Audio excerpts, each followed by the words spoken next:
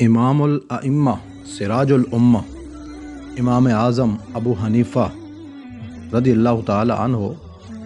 جو بہت بڑے محدث ہیں، بڑے فقیہ بھی ہیں، آپ رحمۃ اللہ تعالی علیہ ہر معاملے کے اندر دیانتداری سے کام لیتے تھے، اور تجارت کے معاملات کے اندر بھی آپ چونکہ کپڑے کا کاروبار کرتے تھے،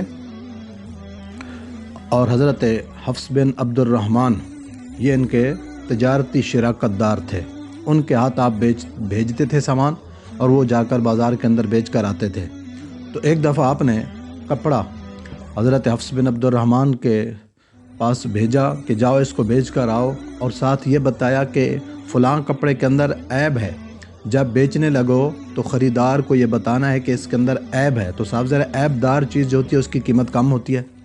تو آپ نے ساتھ واضح کر دیا، یہ میں اس لیے آپ کو بتا رہا ہوں کیونکہ میں نے حضرت واصلہ بن اسقر رضی اللہ تعالیٰ عنہ سے سنا ہے کہ انہوں نے نبی علیہ السلام کا فرمان روایت کیا کہ جو بندہ چیز بیچتا ہے عیب والی ہو اور خریدار کو عیب بتائے بغیر عیب والی چیز بیچ دے تو وہ اللہ تعالیٰ کے سخت ناراضگی میں آ جاتا ہے، اور اس پر اللہ تعالیٰ کے فرشتے لعنت کرتے رہتے ہیں۔ تو اس لیے آپ نے ان کو تاکید کی، فرمایا کہ جب یہ کپڑا بیچنے لگو تو اس کے اندر عیب ہے تو خریدار کو یہ ضرور بتانا ہے کہ یہ عیب دار چیز ہے، اس کو چیک کر لو۔ اب حضرت حفص بن عبد الرحمن بیچنے کے لیے جب گئے تو ان کو یاد نہ رہا، خریدار خریدنے کے لیے آیا تو سارے کپڑے آپ نے بیچ دیے، تو وہ عیب دار کپڑا جو تھا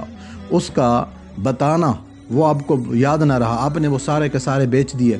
بعد کے اندر آپ کو معلوم ہوا کہ یہ کیا ہو گیا، میں نے تو وہ عیب والا کپڑا بھی بیچ دیا، اس کو بتانا بھی بھول گیا۔ تو آپ تلاش کرنے لگے وہ بندہ کہ میں نے کس کے ہاتھ بیچا ہے۔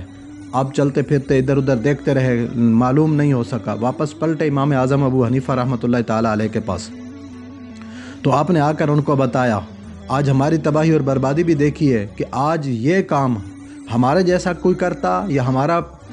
شراکت دار ہمارا پارٹنر کوئی کر کے آتا تو ہم تو اس پر خوش ہوتے اور اس کو تھپکی دیتے کہ کیا کمال کر دیا تو نے، زبردست کام کیا تو نے کہ یہ چیز ناکارہ تھی، تو نے اچھے داموں کے اندر اچھی قیمت کے اندر اس کو بیچ دیا، ہم تو اس پر خوش ہوتے۔ لیکن یہ وقت کا امام ہے، امام اعظم ابو حنیفہ رحمۃ اللہ تعالی علیہ، آپ نے جب سنا